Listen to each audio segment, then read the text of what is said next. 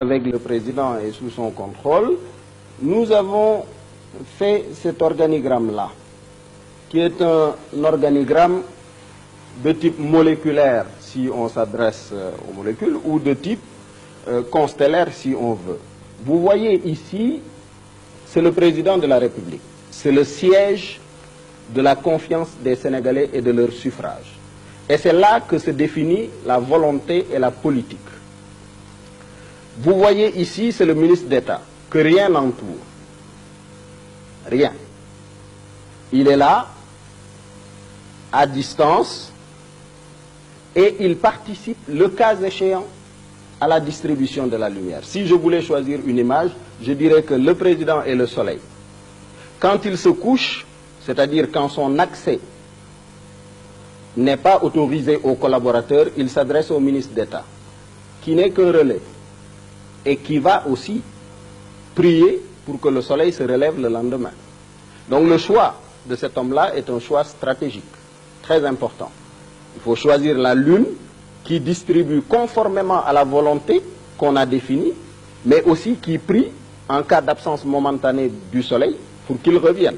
Si vous mettez quelqu'un ici qui, quand vous vous occultez, prie pour que vous ne reveniez pas afin de prendre la place, vous avez des problèmes. Et vous avez ici le secrétaire général. Et ici, vous avez toutes les stations où l'on traite les problèmes. Là, vous avez la station de la sécurité. Là, vous avez la station de la diplomatie.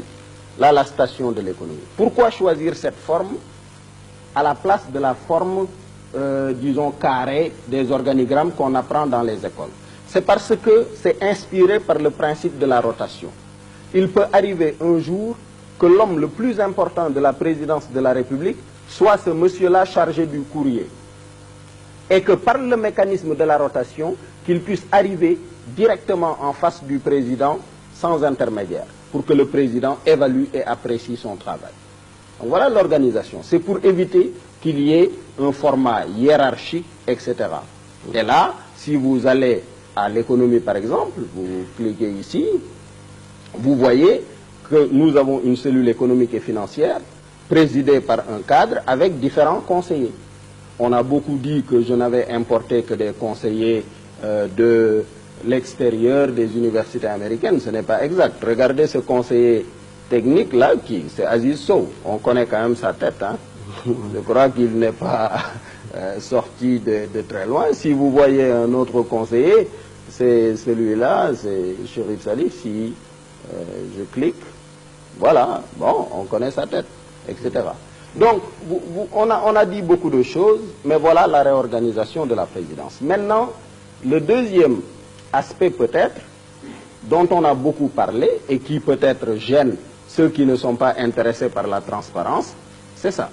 C'est un programme qui permet au président, pour chaque tâche, de désigner les acteurs, de définir la tâche, de définir ses conditions de satisfaction, les observations, l'état d'avancement de la question, la durée de traitement de la question, les documents attachés à la réalisation de la question et le coût, le cas échéant. Et après, le président donc choisit, s'il est le donneur d'ordre, c'est lui. Par exemple, ça peut porter là, c'était sur la préparation du Forum mondial sur l'éducation. Après, il décrit la tâche. Ensuite, il choisit les acteurs. Ça, c'est le ministre d'État. Il peut choisir le ministre de l'Éducation nationale aussi, s'il veut. Ensuite, il définit toutes les tâches et tous les acteurs responsables des tâches avec la durée qu'il leur assigne.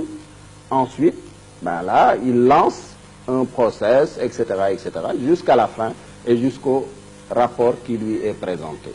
Naturellement, ce schéma, ça gêne beaucoup les gens qui sont paresseux et qui ne travaillent pas.